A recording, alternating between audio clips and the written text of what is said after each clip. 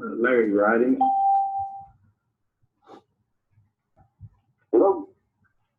Hello. This is Harry. What's that, Mr. Chairman? How are you doing this morning? We're warmer.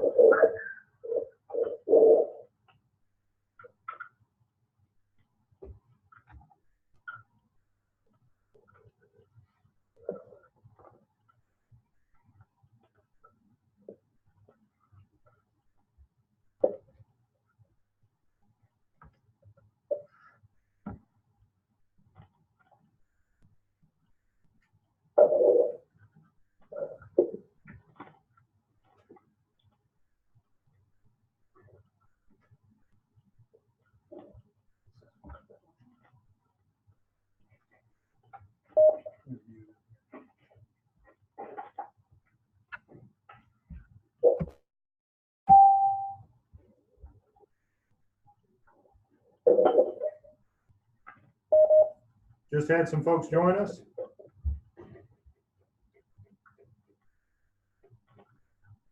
Hey, Nathan, it's Patrick Boggs. Hey, Patrick. How are you doing? Brad, David.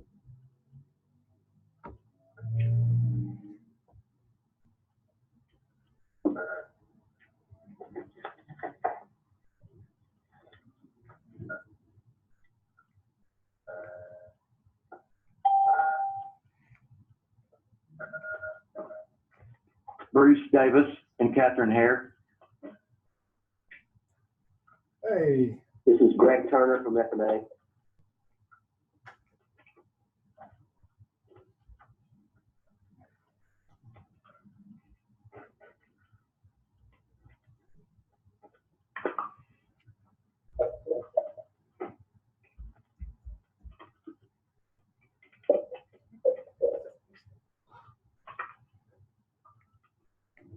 Chairman Ralston, we're in an interesting spot right now because we're of course, as of this meeting, we're meeting as the 17-18 BEP Review Committee.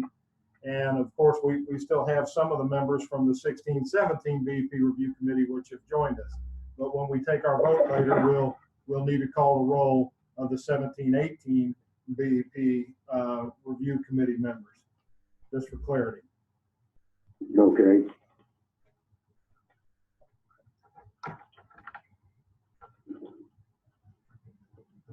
Well, this is Fielding Ralston. I think we're a couple minutes past the appointed meeting time here, so let me make a couple of remarks, and then we'll call the roll. Get maybe a few more people to check in.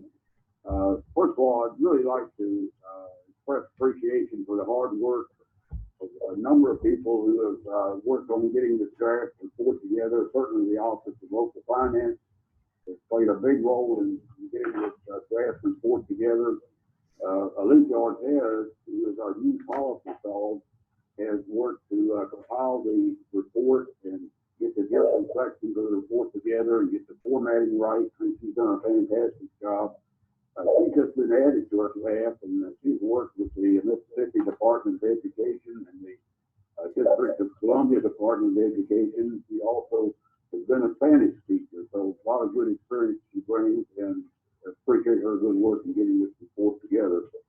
Also, we want to welcome the BEP Review Committee representative from Johnson County, Director of Schools, Michelle Simcox. We have incorrectly listed her on the report as being the Director of Schools in Kingsport. I'm sure the Johnson County folks will be glad to find out that she hadn't deserved them and moved to Kingsport. Yeah, we apologize for that, but we will definitely get that corrected in the final report. Also, we want to welcome Bobby Cox, who is the Director of Schools in Warren County. Bobby, welcome. We appreciate you joining us. We also want to thank everybody who served with us last year, and those who are new. We have a good bit of work to do, and we appreciate everybody's good work to get this report together. The intent of our meeting today is to review the draft that's out there and really get approval for that draft any agreed to the modifications that we feel need to make in this call, but really approve the draft with the addition of any or corrections that we agreed to in this call. So with that, hopefully we've got everybody had a chance to get on. So if, let's do a roll call. So Nathan, if you could call the roll, please. I'll do it. Yes, sir. And if you're sitting in for a principal, being that this is the first meeting of the 2017-18 BEP Review Committee, if you're sitting in for a principal, just say you've got their proxy or you're sitting in for them. Michelle Simcox of Johnson County. Here, thank you. You're welcome. Chairman Harry Brooks. Here. David Connor. Here. Senator Dolores Gresham. Ben Torres. Here. Vince Harville. Who just joined us? This is Kevin with the Tennessee Municipal League. I'm just going to observe. Okay. Vince Harville. Sean Joseph. Actually, is there someone on from Metro Nashville Public Schools? Yeah, Nathan, this is Chris Henson. Chris, we will, at the next meeting, we will reappoint you. We recognize that you were the interim and move back to the Director of Finance, and we certainly appreciate your valuable insights. Thank you. For Sarah Morrison, I'm Nathan James, so Sarah by proxy. Dorsey Hobson. Anyone from Shelby County? Karen King. Here. Commissioner McQueen. Mary Ann Dursky, proxy for Candace McQueen. Commissioner Martin. Greg Turner for Larry Martin. Dale Lynch let me know that he couldn't be with us today, unfortunately. Mayor Keith McDonald, or I'm sorry, City Manager. Keith McDonald, Tennessee Municipal League. So one of our new changes this year is that Kathy Higgins has been appointed to the post that Catherine Hare has taken. Very tickled that Catherine Hare is with us today. We also have Bruce Davis. Bruce, are you going to take the proxy for Kathy? Yeah, I'll be proxy for Kathy. Bobby Cox. Here. Cliff Lippard. Anyone from Tasser? Larry Ridings. Here. Here. Chairman Ralston. Here. Mickey Hall. Anyone from Wilson County? Linda Weston from the Comptroller's Office. Here. And Hunter Zanardi. Here. Very good, Mr. Chairman, you have a quorum. Okay, thank you, Nathan. Let me just remind you the purpose here is to review the draft. I hope everybody has received that draft and make any changes that you feel appropriate for that draft. And really, at the conclusion of our discussion, to approve the draft with any modifications that we are making, so that we can get that published prior to our target date of November 1st. Prior to starting the editing process, I want to recognize Mary Ann Dursky and the director of local finance at the Department of Education for her work and her team's work to walk through all the salary disparity portions of the report and other significant statistics that are included in this year's report. Also want to recognize Alicia again to work through the sections of the report with us. So first of all, we'll start with Mary Ann and get you to talk us through all the salary disparity portions and the other statistics that are included in this report. Just, well, Mr. Chairman, could I first, just for the purposes of record keeping, could I Could I ask you consent that the recording of this in the last meeting serve as the minutes? Yeah, good point. Yeah, without objection, the recording of this and the last meeting will serve as the minutes for this meeting, for those meetings. So without objection, that is ordered. Thank you, sir. Mr. Chairman, thank you for the introduction and the kind words.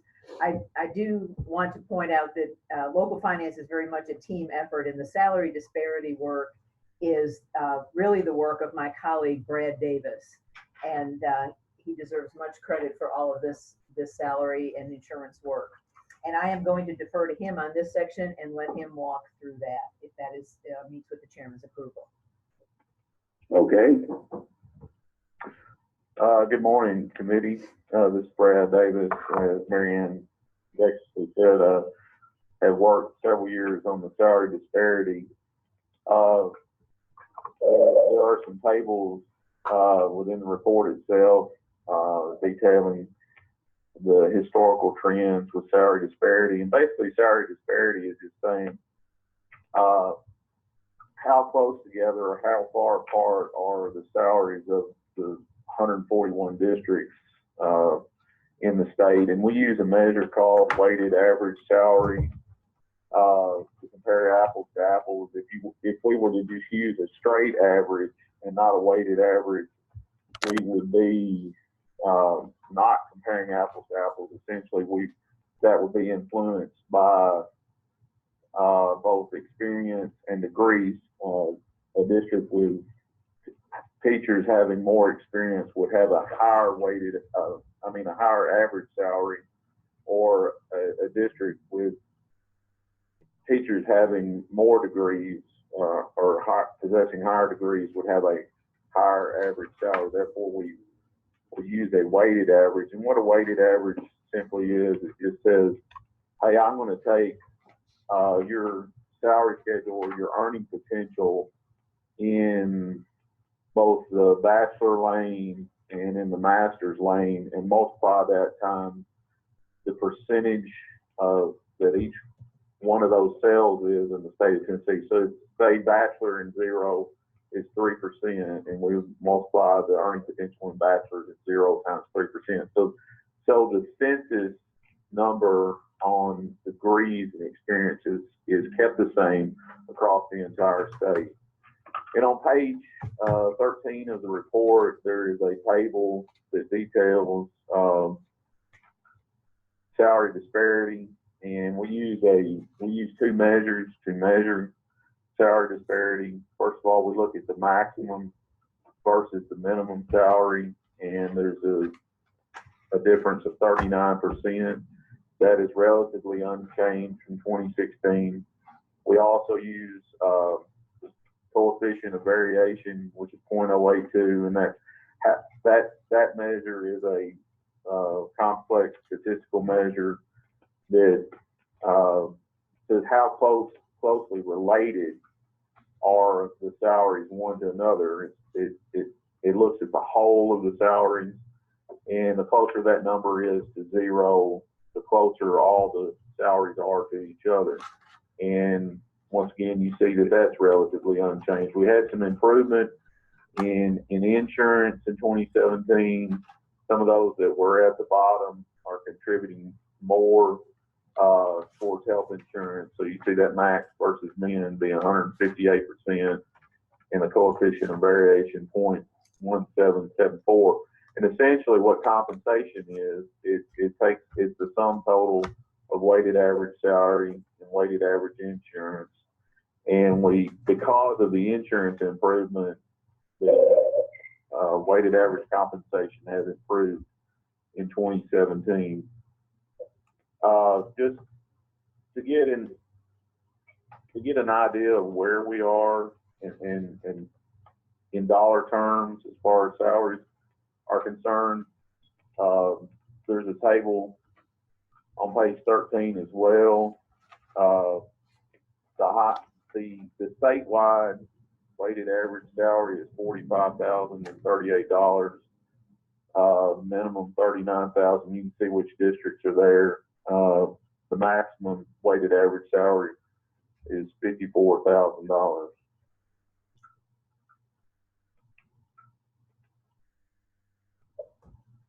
And if you'll refer back to page 11 as well, note that we have been improving in our actual average license salary, improving from $51,386 to $52,732.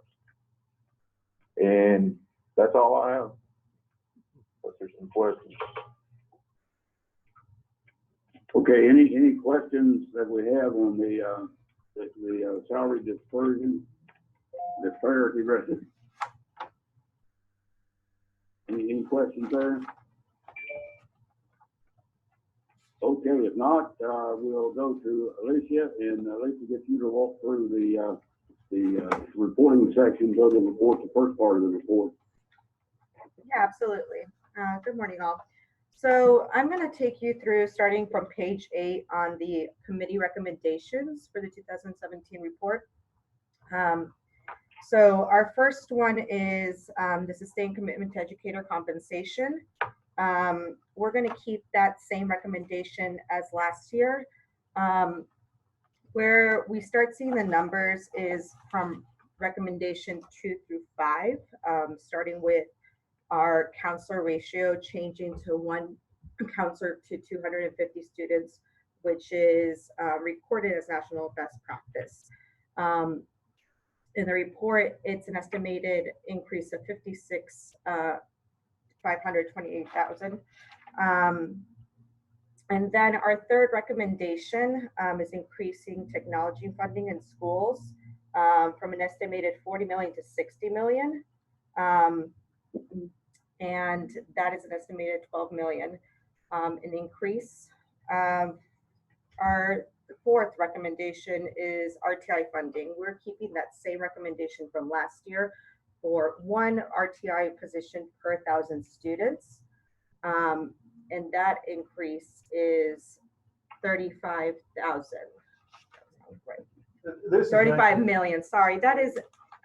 well, let me offer one thing on the increase in technology funding in schools. Please note that we did add the specific language that was requested out of Sevier County, that this committee acknowledges and appreciates these efforts to express the ongoing commitment, but also recognizes that not every district will benefit from that expansion. So just wanted to make sure that Karen knows that we made that. Thank you. Thank you. On behalf of all of the citizens. All right, thank you, Nathan. So we were all able to catch that last year. It was 35 billion, not 35,000. I apologize. I will make that change on page 40. And then our last recommendation, lowering the nurse to student ratio. And so we're lowering it from 1 to 3,000 students to national best practices, recommending 1 to 750. So 1 nurse per 750 students, and that's an estimated 35 million. Yeah, any questions? This is Bruce Davis. On the first recommendation, Yes, sir. that second paragraph in there related to the educator compensation, I wonder if it would be helpful if we reference the salary analysis that begins on 11. There's justification for that. And that's for educator compensation? Yes. In the second paragraph of that, I wonder if it would be helpful if we reference the disparity analysis that we start or that we do that begins on page 11. Mm-hmm. That can be done. And then also on the nurses recommendation, we don't include the dollar amount cost in that narrative. So on the nurses, the 1 to 750 was the national best practices, but the wording that the committee chose was intentionally flexible. And the reason it was designed to be flexible is as a way that the committee acknowledges that the budget process is exclusively the prerogative of the legislative branch, and it's their task to dispose of the executive budget that's proposed by the executive. So, in other words, to say this is a for instance, but we recognize that any improvement along these lines would be good, and for the legislature to draw what conclusions they'd like to, without necessarily this being a kind of a broad hammer to be used against the decisions of the House and Senate.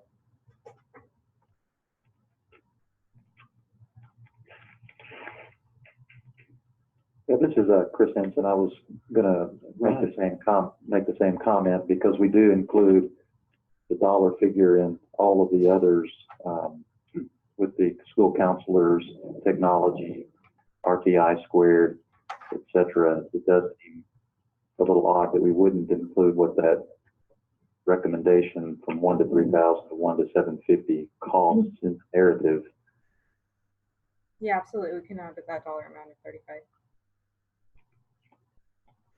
This is David Connor. I jumped over to Appendix C to see what it said about that and happened to notice that the RTI funding over there is listed at the 35,000 instead of 35 million. Yeah, yeah. And so I noted that will be changed to 35 million. Thank you.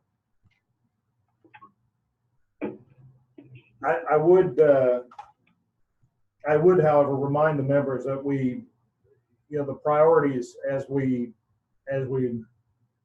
put them out there didn't always specify a specific number. In other words, there was a lot of getting closer to national best practices rather than necessarily demanding that it goes to that number. And the reason I say those cautionary words is we've had greater success, frankly, in our attempts to eat the elephant one bite at a time these last few years. We saw that with insurance, going 1 month at a time rather than trying to get all of that at the same time. It's just when we say sustained commitment to educator compensation,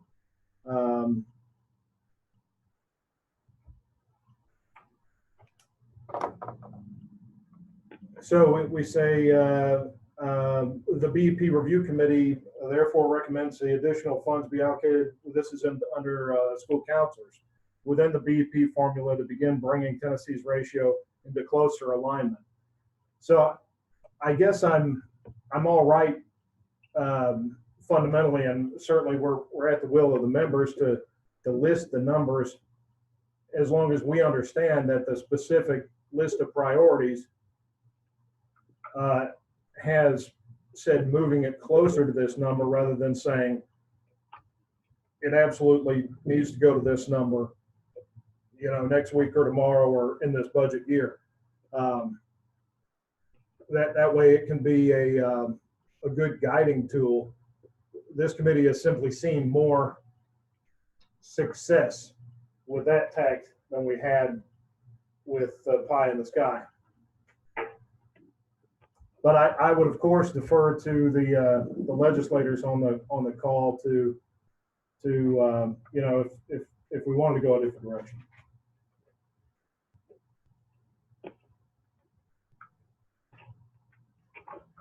I think the thought, as Nathan mentioned, this Harry Brooks, the thought that sometimes we're reasonably successful, more so if we look at it from the standpoint of saying, here's our ultimate objective, and not knowing the revenue availability, not knowing necessarily where the governor's going to be. But I think the point saying that the objective is what we're after, and it may take us a year or 2 or 3 or whatever, to get there.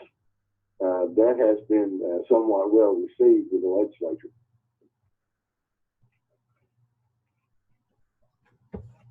So we could certainly add with the nurses, the funding numbers back in. That's been done on a bill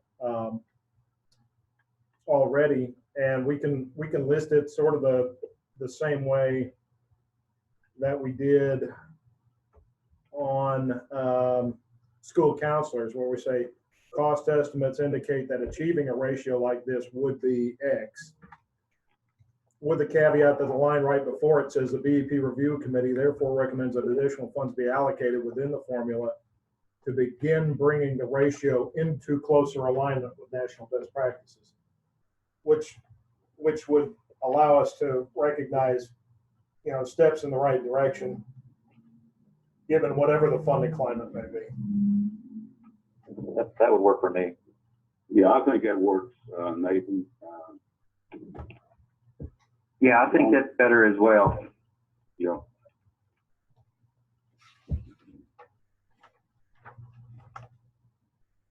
Alicia, were there some other technical errors that we found going through? Yeah, there were 2 technical errors and I already changed them, but I'll let you all know to reference them. The first one was on page 11. If you guys look under salary disparity statement on the second paragraph, with the first sentence starting with for the 2017 fiscal year, that salary component's actually 44,430, not 42.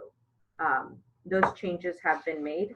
And the second error was caught on page 13 under discussion, again on that second paragraph, about mid-paragraph. It references the year 2016, and that should be 2017. That's the second to last sentence on page 13. However, as of FY17 instead of 16, right? No, so on page 13, it starts in 2016. It should be in 2017. Oh, okay. And those are the only 2 errors that were caught. Okay, are there other areas that we want to address, or any other need for corrections or improvements in the draft report? Yes, this is Linda Wesson. I had a couple on the top chart on page 13 while we're there. In the middle column, it has number of systems above average and number of systems above average again. I think the first one needs to be below. Which Oh, yeah. There you go. page 13 you said? Yes, At the top. yeah, the top chart. Yeah, well, I see what you're talking There's about. a below average, above average. It's table 3. Oh, I see. Yep, I will make that change. Thank you. And the other thing I noticed on that chart is the number of systems above and below average. The first column and the third column both add up to 141 systems, but the middle column adds up to 142 systems. So I wasn't sure who we were including that we didn't include.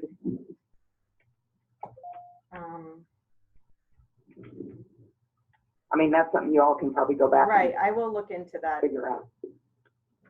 Hi, this is Brad Davis. Change the number above average in that middle column to 32.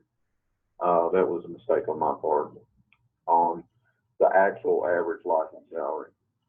It should not be 33, it should be 32. 32, Forgive me, but they're both above average. So which one are we talking about? the actual one, so that's The one that's actually above average. okay, thank you, that changes me. Okay, any other corrections or additions, questions? This is David Connor. Sorry, on page 11, where you mentioned that salary component changing from 42,325 to 44,430, did you recalculate the percentage in there? Because that makes it closer and makes the gap smaller. Yeah, no, it was, so all that calculation is correct. It's just that the number from last year was not changed. So last year's was 42,000, this year's is 44,000. So that the calculation is correct. The number was The changed. 22% gap. The 22% gap.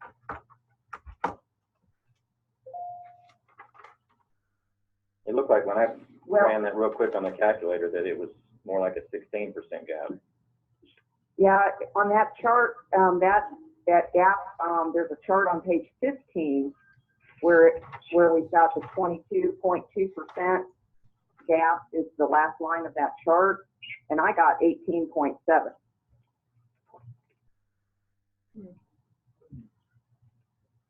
Okay, and that's table 5 you're referencing, right? Where the gap It percentage is doesn't have listed? a Yes, label. It's on page 15.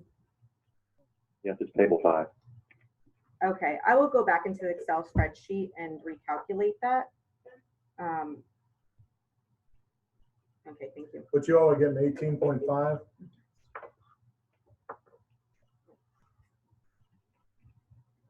Well, I get 18.7 if you round it, but 18.69, right? yeah.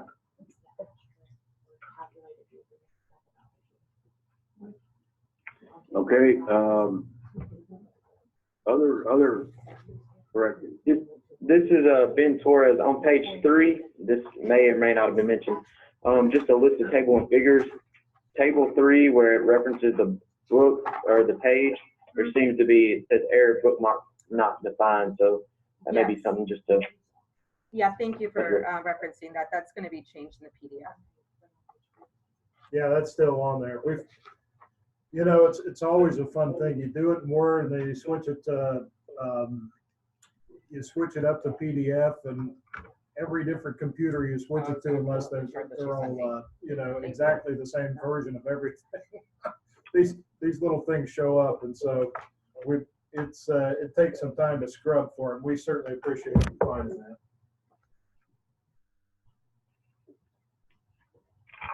The other corrections or questions?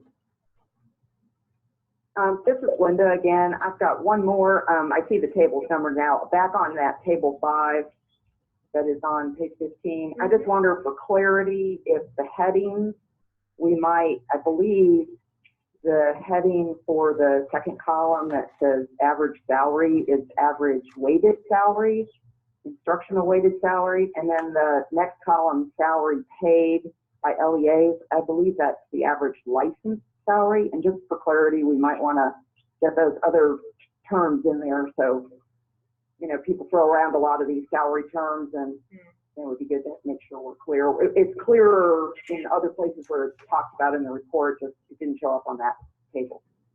Yeah, and something else about that table is when we did switch it to PDF, on that first column where it says salary component, it should see BEP instructional salary component. It was just caught up. I'm going to be adding that also for clarification. Okay, cool. I had a quick question. This has been Torres. I had a quick question. This may be for Mary Ann. On page 40, when you look at Appendix C, when it's talking about RTI funding, the 1 to 1,000, that's 1 to 1,000 for all students, correct? That is correct. Okay, thanks. And that issue came up last week in front of the Joint House Education Committee. So I want to say a thank you to Bobby Cox also for being there. I think it was great to offer some different perspectives on that. Bobby, you still with us? Yeah, I'm still here. Yeah.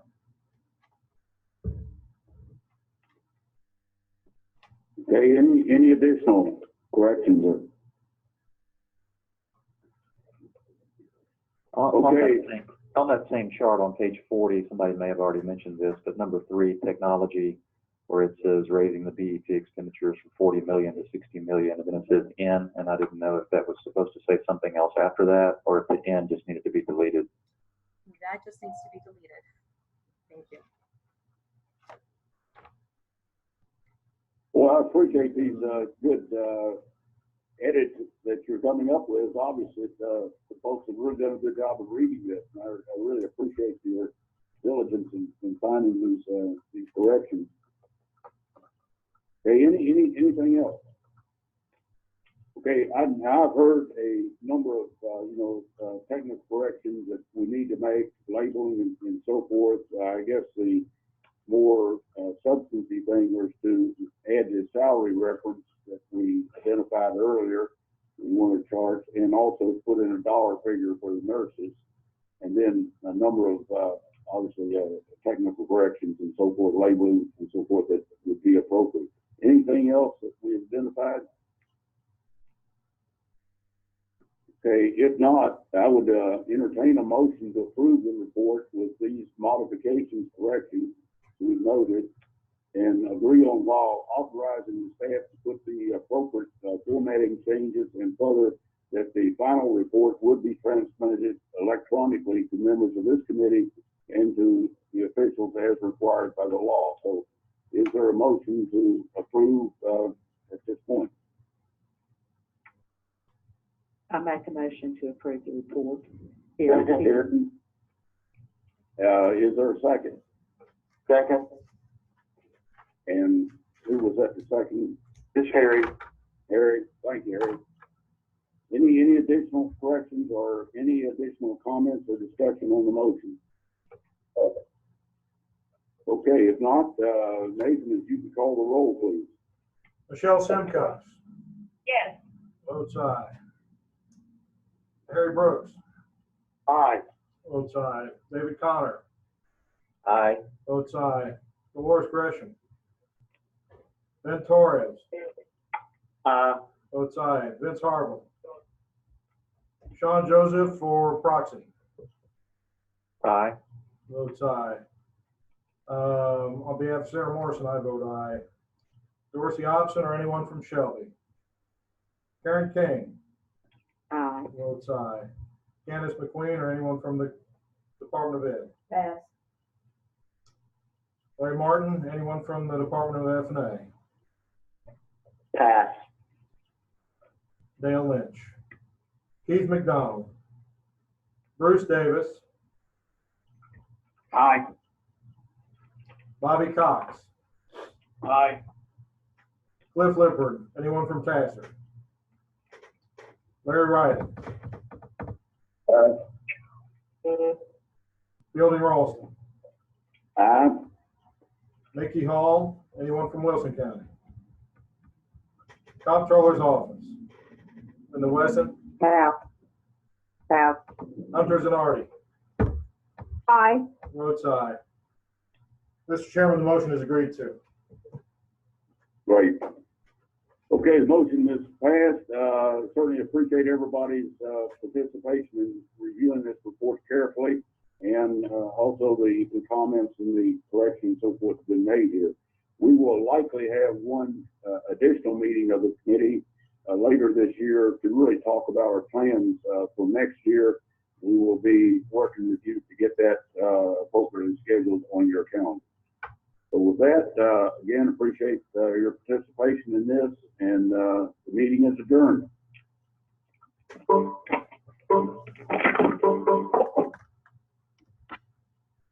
Hot stuff.